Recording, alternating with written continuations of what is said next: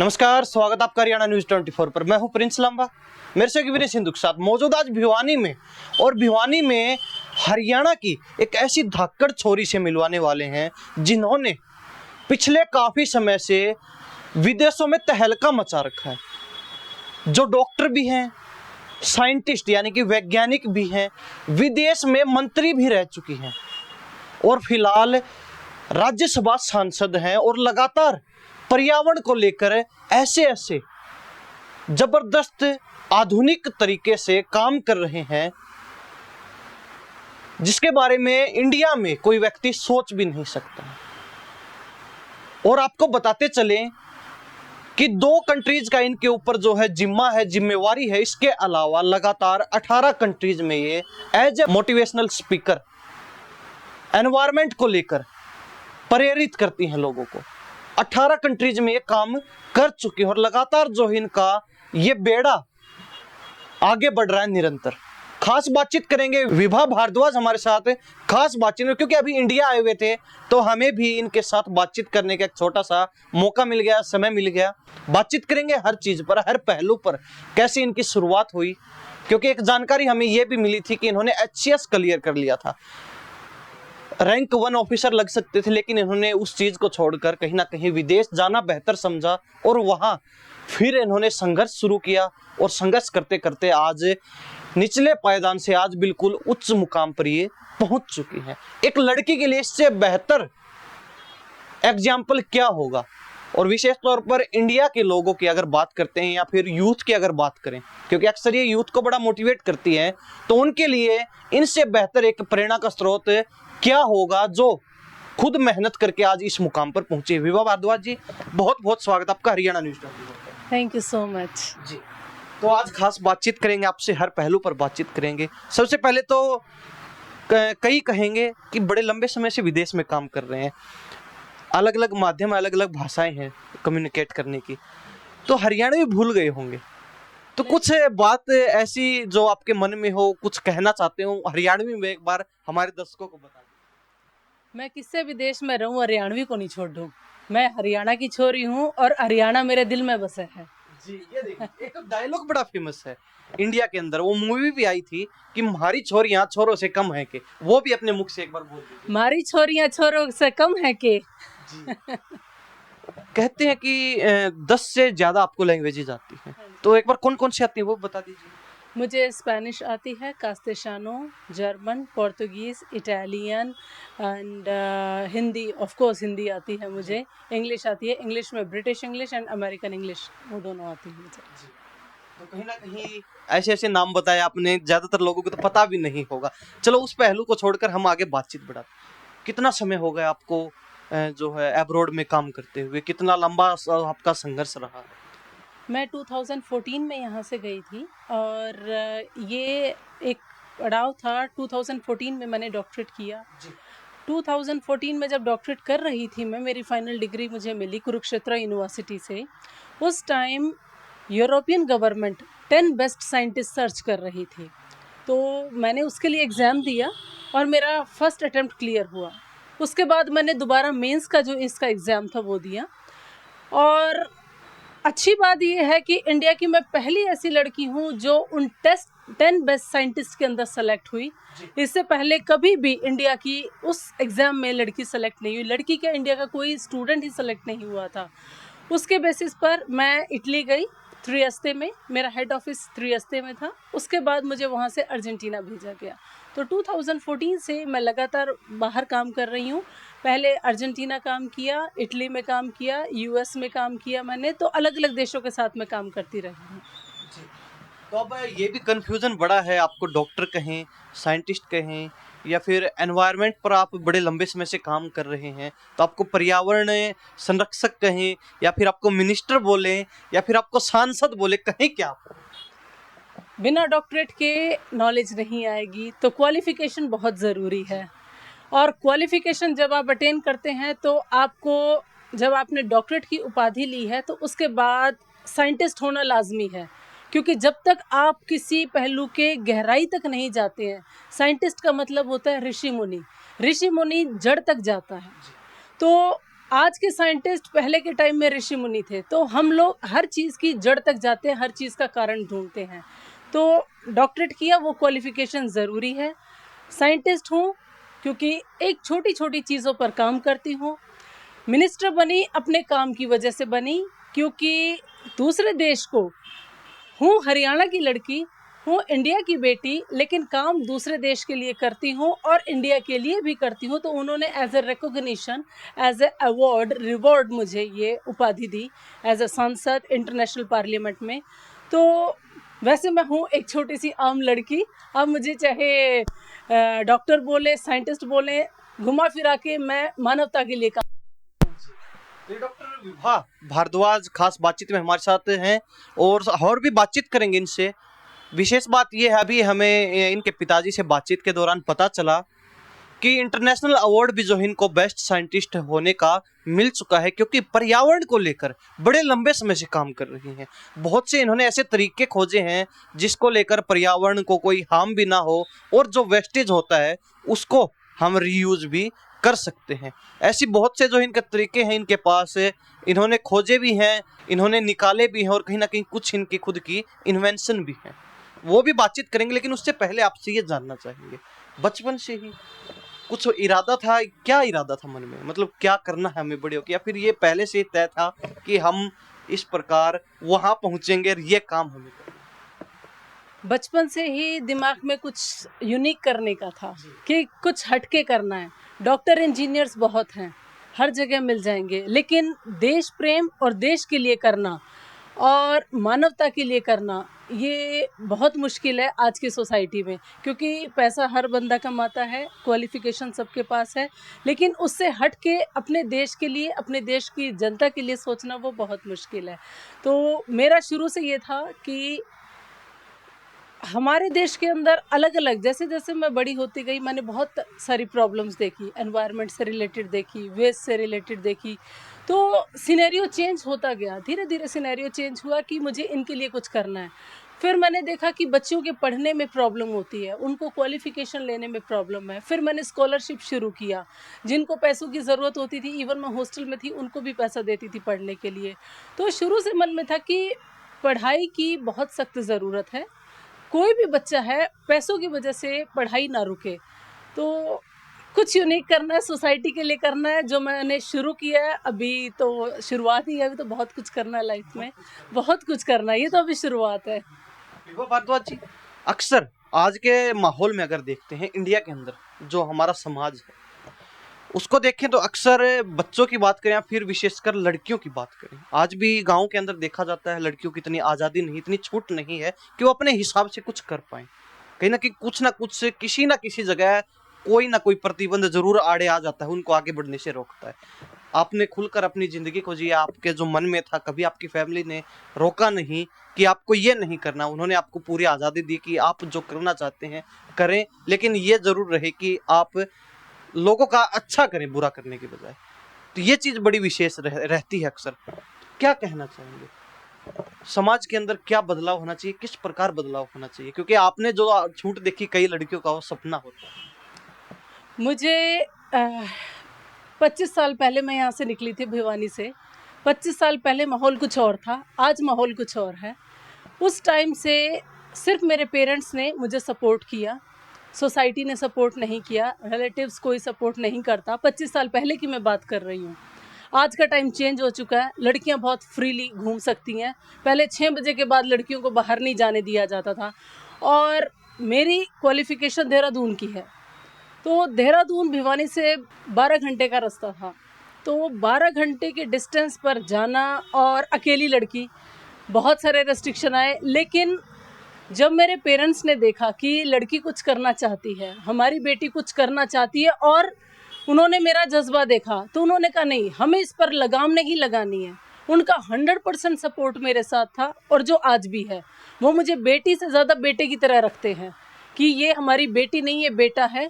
और इसी वजह से एक जब बैक आपकी स्ट्रांग होती है, जब आपको एक सपोर्ट मिलता है फैमिली की तरफ से, अगर वो आपको एक बेटा समझते हैं, तो आपको ये नहीं लगेगा कि आपका कॉन्फिडेंस टूट रहा है, आपका कॉन्फिडेंस ओवर होगा, आपके अंदर एक संसार से जो जितनी तरह की ये प्रॉब्लम्स हैं उनसे लड़ने की आपको और ताकत मिलेगी।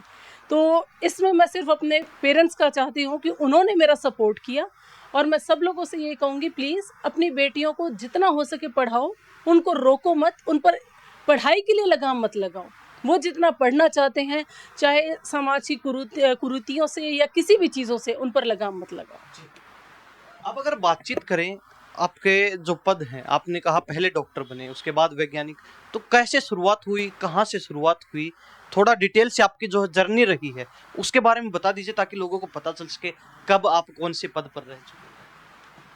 शुरुआत की मैंने 2004 में मैं इंद्रप्रस्थ अपोलो हॉस्पिटल में, वहाँ पे मैं माइक्रोबायोलॉजिस्ट की पोस्ट पर थी। उसके बाद 2005 में मैं जी फार्मास्यूटिकल्स एंड रेनबेक्सी फार्मास्यूटिकल्स, वहाँ मैं क्वालिटी कंट्रोल ऑफिसर की पोस्ट पर मैंने काम किया।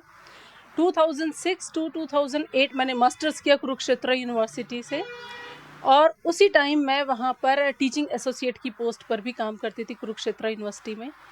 2008 में मैं करनाल दयाल सिंह कॉलेज गई, वहाँ मैं असिस्टेंट प्रोफेसर की पोस्ट पे मैंने काम किया। 2009 में मेरा पीएचडी के अंदर एडमिशन हुआ, मैंने एग्ज़ाम दिया कुरुक्षेत्र यूनिवर्सिटी का, और उस टाइम सिर्फ 2 एडमिशन हुए थे जो कि मेरिट में थे, मैं और एक लड़की और थी कुरुक्षेत्र यूनिवर्सिटी में 2009 बैच में। 2010 में मैंने एचसीएस क्वालिफाई किया, लेकिन मैंने वो छोड़ दिया क्योंकि कुछ यूनिक करना था, स्टेबिलिटी नहीं चाहती मैं। 2014 में मैंने पीएचडी पास आउट किया।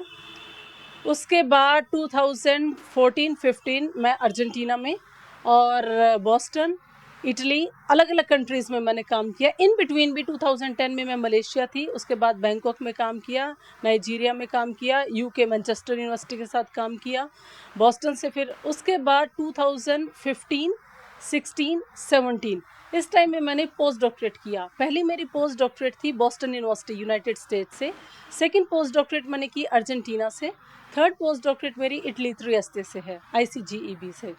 तो ये सब मैंने काम किया, और इन बिटवीन मैं हर एक कंट्रीज़ के साथ स्टूडेंट एक्सचेंज प्रोग्राम, जैसे हमारे कंट्री के अंदर हैं कुछ स्टूडेंट जो बाहर पढ़ना चाहते हैं, या बाहर वाले स्टूडेंट हैं जो हमारे देश में काम करना चाहते हैं, तो उनके स्टूडेंट एक्सचेंज प्रोग्राम चलाए। 17 नवंबर 2017 में मुझे अर्जेंटीना गवर्नमेंट ने सिनेडो की मेंबर अपॉइंट किया, और पार्लियामेंट मेंबर, और एनवायरनमेंट मिनिस्टर। डिपार्टमेंट का नाम था bio ethics and eco ethics, जिसकी मैं अभी भी इंटरनेशनल पार्लियामेंट मेंबर अभी भी हूँ मैं। और उसके बाद 2018 में मैंने UAE गवर्नमेंट, यहाँ के शेख हैं शेख सऊद, उन्होंने मुझे इनवाइट किया, और उसके बाद मैंने UAE ज्वाइन किया 2018 में 16 सितंबर। तब से मैं UAE 7 कंट्रीज से मिलके बना है, ये 7 एमिरेट्स हैं, तो उनकी मैं एनवायरनमेंट की डायरेक्टर हूँ, और साथ साथ मैं इंटरनेशनल पार्लियामेंट मेंबर हूँ अर्जेंटीना में। UAE के अंदर मैंने ज्वाइन किया था as a director environment for all 7 Emirates, लेकिन मेरे काम को देखते हुए अभी मुझे 3 और अलग अलग डिपार्टमेंट दिए हैं। मिनिस्ट्री ऑफ क्लाइमेट चेंज की मैं मेंबर हूँ, FNAR that is federal authority for nuclear regulation, उसकी मैं मेंबर हूँ, और इसके अलावा जो रिसर्च ऑर्गेनाइजेशन है उसकी मैं हेड हूँ वहाँ। तो ये सब मुझे चार्ज अभी UAE गवर्नमेंट ने दिया है।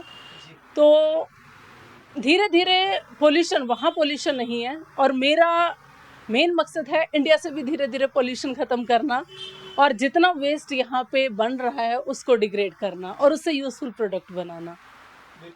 अब विभा भारद्वाज जी ने हमें इतने पद जो है बता दिए कि ये आगे आगे बताती जा रही है, हम और भी खुश होते जा रहे हैं, और पिछले वाले दिमाग से निकल रहे हैं। मतलब इतने पद याद रखना हमारे लिए भी बड़ा मुश्किल है, जो जिम्मेवारियां इनको मिली हुई हैं UAE के अंदर। विशेष बात ये है, अब आप सोचेंगे कि इतनी छोटी सी लड़की है दिखने में, और इतना बड़ा जो है धमाका विदेश के अंदर मचा रखा है, तो वो ऐसे ही नहीं हुआ। बड़ी मेहनत की है, बड़ा जो है लंबा संघर्ष रहा और अपने काम के प्रति जुनून जो है इनका रहा है। 24 घंटे तैयार रहते हैं। और विशेष बात हमने देखी, हम पिछले काफ़ी समय से इनके टच में रहे हैं। जब भी हम कॉल करते हैं तो इनके पिताजी से बात होती है या फिर विभा भारद्वाज जी से बात होती है, तो कहते हैं आज यहाँ प्रोग्राम है, हम लोगों को मोटिवेट करने के लिए जा रहे हैं, आज यहाँ कार्यक्रम है, यहाँ वो लोगों को मोटिवेट करें, आज यहाँ हमने प्रेस कॉन्फ्रेंस की है इस विषय को लेकर, ताकि लोगों को जो है बदला जा सके, उनके जो है मन में, उनके विचारों में जो है बदलाव लाया जा सके। यानी कि 1 मिनट अपना गवाते नहीं है, हर सेकंड को सोचते हैं कि कहीं ना कहीं यूज किया जाए खाली बैठने की बजाय। ये बड़ी विशेषता रही और कहीं ना कहीं यही इनकी खूबी रही है जो इनको आज इस मुकाम पर पहुंचाए हुए है। विभा भारद्वाज, इतनी बड़ी बड़ी जिम्मेवारियां मिली हुई, तो इतनी अच्छी आपको पावर मिली हुई है यूएई के अंदर, इन पदों पर रहते हुए क्या कुछ जो बदलाव आपने वहां किया है? क्या कुछ नए नियम आपने बनाए हैं जिनका जो है उसी हिसाब से, आपके अनुसार उसी हिसाब से अगर वही नियम इंडिया में भी लागू हो तो क्या बदलाव हो सकता है? वहाँ पेस्टिसाइड यूज नहीं होता किसी तरह का, हमें यूरिया डीएपी वगैरह वहाँ पे 100% ऑर्गेनिक फूड है, किसी तरह का यूरिया यूज नहीं होता। इवन जो भी वहाँ पे फूड इंपोर्ट एक्सपोर्ट, मेरे पास डिपार्टमेंट, मैं भूल गई आपको बताना, मेरे पास एक्सपोर्ट इंपोर्ट का भी डिपार्टमेंट है। जितनी भी चीज़ें इंपोर्ट होती हैं यूएई के अंदर रसल खेमा में, उनका अप्रूवल मेरे थ्रू जाता है। तो जब भी इस पोजीशन पर, because this is very responsible position, जो एक साइंटिस्ट है, जो एक अप्रूवर है, डिसीजन मेकर है, उसको स्ट्रिक्ट होना बहुत ज़रूरी है, क्योंकि उसी के सिग्नेचर पर डिपेंड करता है कि सोसाइटी के अंदर किसी तरह की डिजीज़ ना हो, मिलावटी खाना ना मिले। तो इसलिए मैं बहुत स्ट्रिक्ट रहती हूँ इस चीज़ के लिए। और वहाँ पे बदलाव किया, वहाँ पॉलीथीन पूरी तरह बंद कर चुकी है, वहाँ single use plastic totally ban है, कोई यूज़ नहीं करता। सब लोग घरों से जूट के थैले, या मार्केट में भी सिर्फ कपड़े के और जूट के थैले मिलते हैं, कोई भी सिंगल यूज़ प्लास्टिक नहीं होता। और उसका वहाँ पे मैंने अभी अल्टरनेट जो अभी मैंने बनाया है वो काई से बनाया है, जिसके बारे में मैं हर जगह अवेयर करना चाहती हूँ कि काई एक बहुत यूज़फुल प्रोटीन है और जिससे हम बायोप्लास्टिक बना सकते हैं। और जो मैंने बनाया है और उसके प्रॉपर एक्सपेरिमेंट्स कंप्लीट हो चुके हैं। अगर हम 100% प्लास्टिक को, पॉलीइथीन को मार्केट से रिमूव करना चाहते हैं तो बायोप्लास्टिक एक बहुत अच्छा अल्टरनेट है।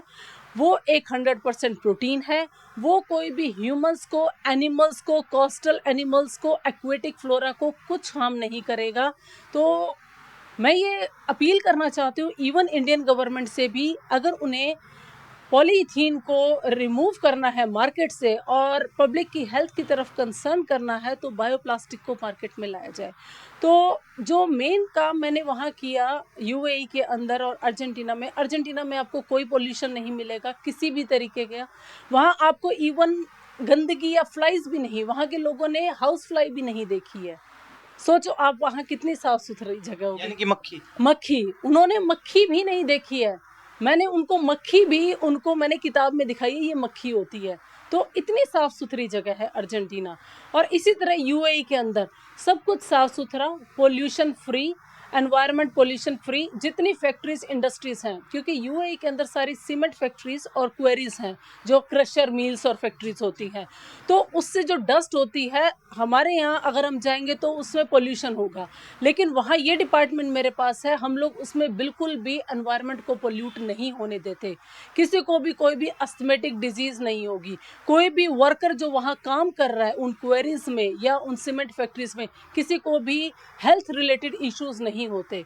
तो हमारी कोशिश ये रहती है कि मैक्सिमम किसी भी तरह की कोई भी हेल्थ से रिलेटेड, आइदर फूड, पानी से रिलेटेड या फिर एनवायरनमेंट से रिलेटेड कोई भी प्रॉब्लम ना हो।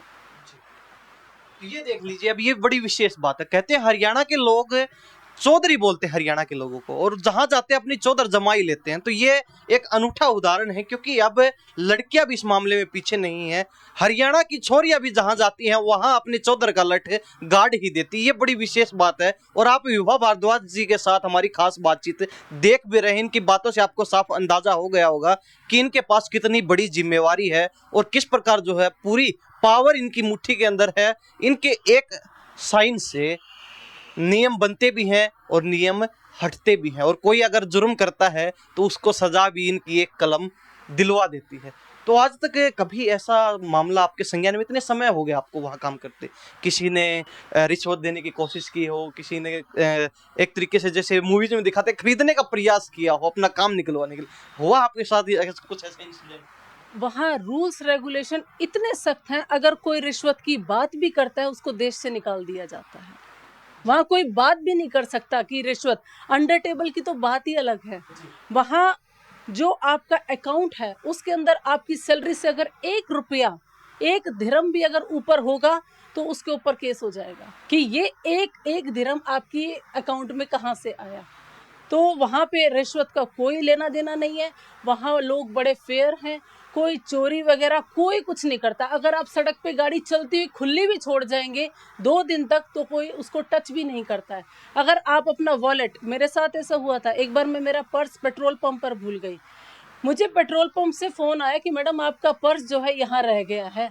क्यों? उसके अंदर मेरा आईडी कार्ड था और उसमें लिखा हुआ था कि डायरेक्टर एनवायरनमेंट। उन्होंने मुझे फ़ोन करके और एज इट इज़ मुझे मेरा पर्स दिया। उसके अंदर मेरे एटीएम, मेरा सारा कैश अमाउंट सब कुछ उसी में था। तो इतनी फेयरनेस है कि आप लोग आंख बंद करके उन लोगों पे भरोसा कर सकते हैं। तो जब आप दिल से साफ है और आप काम अच्छा कर रहे हैं तो वहाँ पे ये रिश्वत वाली और ये सब चीज़ें कभी भी नहीं आएंगी। चलो वो ठीक है, आपने कहा कि उन पर आंख बंद करके भरोसा कर सकते हैं, ये सिर्फ चीजें वहाँ के लोकल के लिए लागू हैं या फिर जो लोग बाहर से आकर रहते हैं, दूसरे देशों से आकर रहते हैं, उनके साथ भी एज इट इज जो है व्यवहार किया जाता है? सब वहाँ पे इक्वली, सबके साथ इक्वल व्यवहार किया जाता है। किसी के साथ कोई पार्शियलिटी, कोई रेसिज्म नहीं है, किसी तरह का कोई रेसिज्म नहीं है। मैं इंडियन हूँ और मैं वहाँ डायरेक्टर की पोस्ट पर हूँ। ये बहुत बड़ी बात है कि आप एक दूसरे कंट्री से आए हैं और आप वहाँ की सांसद हैं, आप उनके साथ उनके बीच में बैठे हैं। हमारे हिंदुस्तान में कितने फॉरेनर्स बैठे हुए हैं गवर्नमेंट पोस्ट पर। हिंदुस्तान में किसी भी सेंट्रल गवर्नमेंट की पोस्ट पर कोई भी फॉरेनर नहीं है और मैं एक फॉरेनर होते हुए उनकी पोस्ट पर बैठी हूँ और वहाँ की रेजिडेंट हूँ। तो आप उसी से अंदाज़ा लगा सकते हैं कि कितनी बड़ी जिम्मेवारी है, क्योंकि मैं एक कंट्री की रिप्रेजेंटेटिव हूँ, मैं इंडिया की रिप्रेजेंटेटिव, मैं इंडिया को रिप्रेजेंट करती हूँ। तो अगर इस तरह के कोई भी मामले होंगे तो ऑब्वियस सी बात है ये मेरे देश के लिए बहुत बड़ी बात होगी। तो इसलिए मुझे बड़ा सोच समझ के अपने देश के लिए काम करना पड़ता है। मैं भिवानी को नहीं, मैं हरियाणा को नहीं, मैं इंडिया को रिप्रेजेंट कर रही हूँ और मेरी जिम्मेवारी और भी बढ़ जाती है, क्योंकि एक सेंट्रल गवर्नमेंट की पोस्ट पर होना, एक डायरेक्टर होना और एक सांसद होना और दूसरे कंट्री के अंदर, तो आप अच्छे से समझ सकते हैं कि बहुत बड़ी रिस्पॉन्सिबिलिटी है। विभा जी, कभी ऐसा हुआ है इंडिया से जो गवर्नमेंट के लोग हैं आपके पास पहुंचे हों और उनके बाद उनको पता चला हो कि आप भी इंडिया से ही हैं और वहाँ इतने बड़े पद के ऊपर आप बैठे हैं, तो उनको वो जानकर हैरान हुए, शॉक्ड हुए हों? कई बार ऐसा होता हो? हाँ जी, मैं अर्जेंटीना में सुरेश प्रभु जी से मिली हूँ, वो मुझसे मिले थे वहाँ। मेनका गांधी से मिली हूँ। तो अर्जेंटीना के अंदर जब ये 15 अगस्त को और 26 जनवरी को जब भी प्रोग्राम होता था तो एम्बेसडर वो मुझे इनवाइट करते हैं और जितने भी, अगर कोई मिनिस्टर वहाँ है, इंडियन सेंट्रल मिनिस्टर है, तो वो लोग मुझसे मिलते हैं और उन्हें भी हैरानी होती है कि एक इंडियन यहाँ किस तरह से आकर के सीनेट मेंबर या इंटरनेशनल पार्लियामेंट मेंबर है।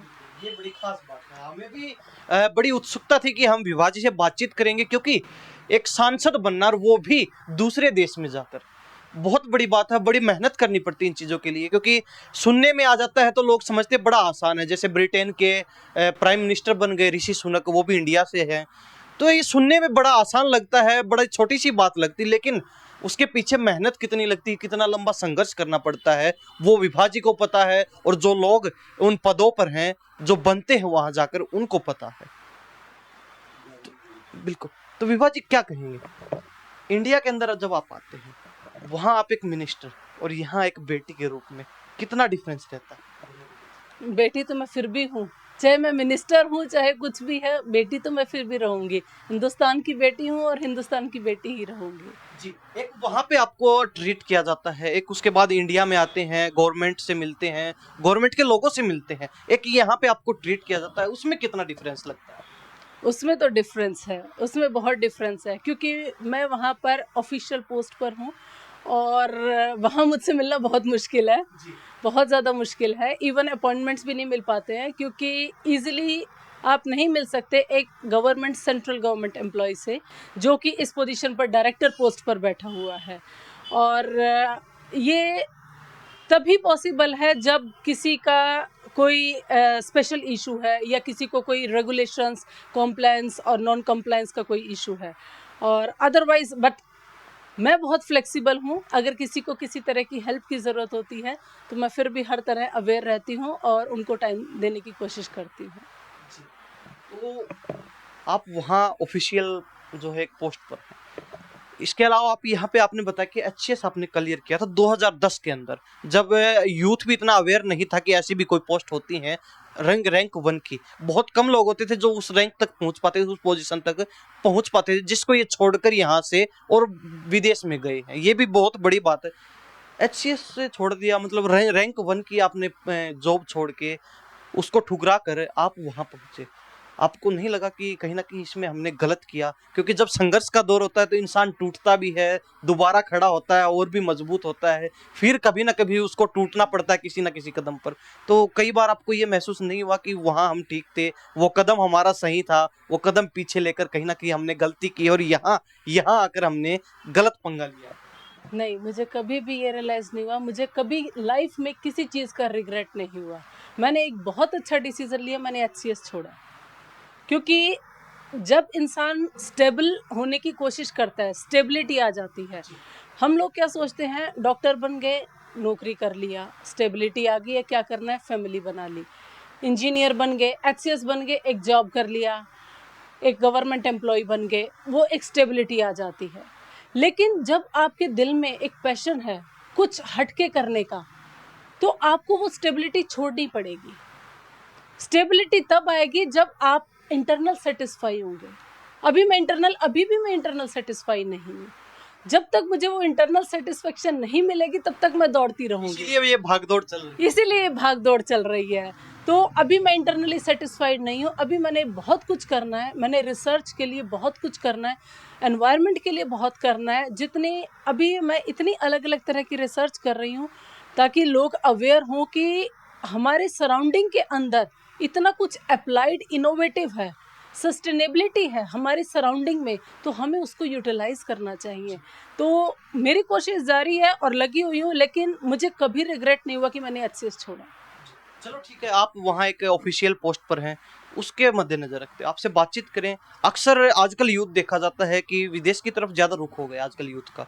गवर्नमेंट जॉब बची नहीं इंडिया के अंदर इतनी ज़्यादा, उनके लिए भी मान लीजिए एक जॉब के लिए 100 जो है रजिस्ट्रेशन होते हैं, उसके बाद किसी एक को पोस्ट मिलती है। वो भी ज़्यादा से ज़्यादा भर्तियां तो जो है दम में ही लटकी रह जाती हैं। कोई कोर्ट में केस चला जाता है, किसी में जो लिस्ट गलत निकल आती है, किसी में कुछ लेन देन दे के ऊपर नीचे हो जाता है। ऐसी बहुत चीज़ें चलती हैं इंडिया के अंदर। विदेश के अंदर अगर आजकल रुख ज़्यादा हो गया है युवाओं का, तो कितने जो है आपको लगता है कि चांसेस हैं कि वहाँ आपको एक जॉब मिल जाएगी, कहीं ना कहीं वहाँ जाकर इंडिया का युवा सिक्योर है, या फिर जितनी ज़्यादा संख्या बढ़ रही है विदेशों के अंदर वो गलत मानते हैं आप?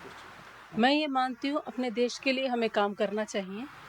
फॉरेन के अंदर जो जॉब्स हैं वो लेबोरियस क्लास हैं, 4th क्लास जॉब हैं।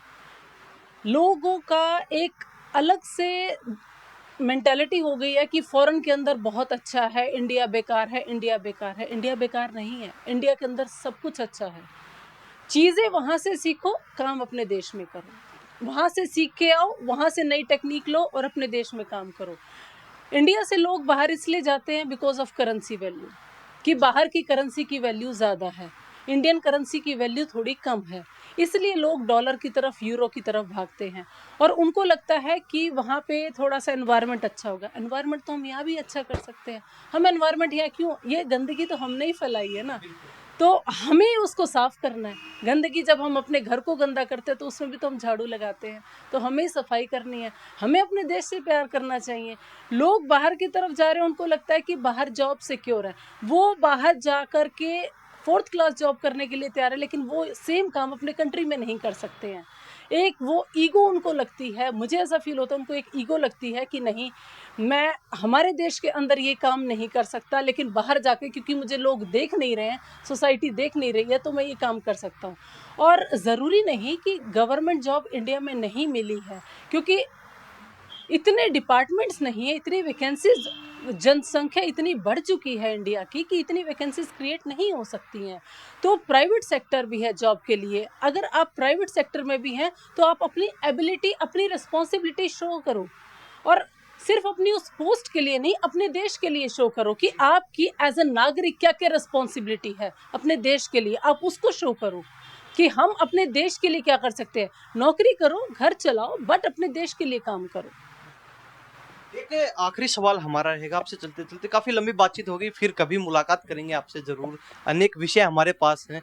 एक चलते चलते हमारा सवाल ये रहेगा, आजकल 2 नंबर के तरीके से, यानी सीधे तौर पर कहें तो इलीगल तरीके से विदेशों में जाने की होड़ लगी हुई है, डोंकी लगाकर इस तरीके कई चीजें होती हैं, उसके बाद कुछ पहुंच नहीं पाते हैं, कईयों को जो है मौत के घाट घाट उतार दिया जाता है, कईयों को अगर वहां गिरफ्तार हो जाते हैं इलीगल तरीके से तो उनको वहां सजा हो जाती है, कुछ पहुंच भी जाते हैं जैसे तैसे करके, तो कहीं ना कहीं उनको भी वहां पर एक मजदूर के रूप में काम करना पड़ता है।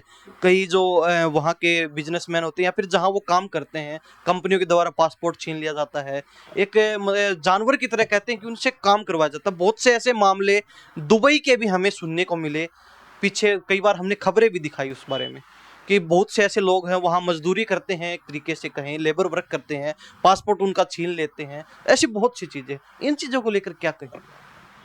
दुबई के अंदर, यूएई में कोई किसी का पासपोर्ट नहीं छीनता। ये बहुत गलत धारणा है जो लोगों के दिमाग में है, बिल्कुल गलत है, और मैं इसको 100% गलत कहूँगी क्योंकि मैं वहाँ के सिस्टम में हूँ। मेरा पासपोर्ट मेरे पास है, मेरे सारे स्टाफ का पासपोर्ट उनके पास है, कोई किसी का पासपोर्ट नहीं ले सकता। ये इलीगल है, गवर्नमेंट इसको इलीगल बोलती है। जो लोग ऐसे झांसों में आके जाते हैं वो कंसल्टेंट्स के थ्रू जाते हैं, और वो कंसल्टेंट भी सिर्फ हमारे अपने हैं बीच के। उन्होंने अपनी छोटी छोटी कंपनियां खोली हुई हैं जो झूठी फेक वैकेंसीज निकालते हैं, जो कि गवर्नमेंट ने निकाली भी नहीं है, वो फेक वैकेंसीज खुद निकालते हैं। तो मैं सब लोगों को यही कहना चाहती हूँ, कहीं भी अप्लाई करने से पहले पहले देख लें क्या वो ईमेल आईडी वेरीफाइड है कि नहीं। ये नहीं कि आपके पास कोई भी फेक ईमेल आए और आप अपने अकाउंट से पैसा उनको ट्रांसफ़र कर दें, या फेक ईमेल आईडी पर रिप्लाई करें, या फेक ईमेल आईडी पर आप अपनी पासपोर्ट की या कोई भी डिटेल्स दें। बहुत सारे केसेस ऐसे हैं जो कंसल्टेंट कंपनी, ऐसी फेक कंसल्टेंट कंपनियां जो रजिस्टर्ड भी नहीं है, हमारे अपनों ने खोली हुई है, और वो हमारे अपनों के साथ ही ऐसा काम कर रही हैं। गवर्नमेंट यूएई के अंदर ऐसा कोई भी किसी भी तरह का कोई नहीं करता काम, और इसकी मैं 100% गारंटी लेती हूँ कि वहाँ पे कोई किसी का पासपोर्ट भी नहीं रखता। वहाँ इलीगल है, कोई किसी का पासपोर्ट नहीं रख सकता। चलो, आपकी गवर्नमेंट में आपके अलावा कोई और भी ऐसे हैं जो इंडिया से रिलेट करते हैं और वहाँ आपके साथ ही काम कर मेरे पास काफ़ी, मैं जब इंडिया आती हूँ मेरी कोशिश रहती है मैं इंडियन स्टाफ को ही अपने अंडर रखूँ। अभी भी मेरी 15 नवंबर को मैंने 3 इंडियन स्टाफ को रिक्रूट किया है मेरे अंडर, और वो साउथ इंडियन हैं। तो मेरी कोशिश रहती है कि मैं इंडियंस को ज़्यादा से ज़्यादा बढ़ावा दूँ, और अपने इंडिया का यूथ जो कि ब्रेन है उनको वहाँ बाहर काम दूँ, और उनको नई नई टेक्निक सिखाऊँ, ताकि उनके एटलीस्ट, करेंसी का तो ऑफकोर्स डिफरेंस है, तो एटलीस्ट उनके घर में भी किसी तरह की फाइनेंशियल प्रॉब्लम ना हो, और वो कुछ नया सीख के आए और अपने देश के लिए काम करें। विभा भारद्वाज खास बातचीत में थी, जो मिनिस्टर भी रह चुके हैं, सांसद हैं, राज्यसभा सांसद जिनको बोलते हैं, और साथ ही अनेक ऐसे पदों पर काम कर रही हैं यूएई के अंदर, और लगातार जो है एनवायरनमेंट को सुधारने का इनका प्रयास रहता है। इंडिया के अंदर भी जब भी आती हैं एक पल भी जो है अपना वेस्ट नहीं करती हैं, अक्सर किसी ना किसी कार्यक्रम में अपने आप को व्यस्त जरूर रखती हैं। इनका मानना है अगर हमारी बातें 100 लोग सुन रहे हैं, जिनमें से 5 से 10 लोग भी अगर उन बातों पर खरा उतरने का प्रयास करते हैं, उन बातों पर चलने का प्रयास करते हैं, तो कहीं ना कहीं इनका जो मकसद रहता है कार्यक्रम करने का, मोटिवेट करने का, और कहीं ना कहीं जो रिसर्च कर रही है वो रिसर्च करने का, वो सफल रहेगा। तो खास बातचीत की मैं प्रिंस लांबा, मेरे सहयोगी विनीत सिंधु के साथ, हरियाणा न्यूज़ 24। नमस्कार, जय हिंद।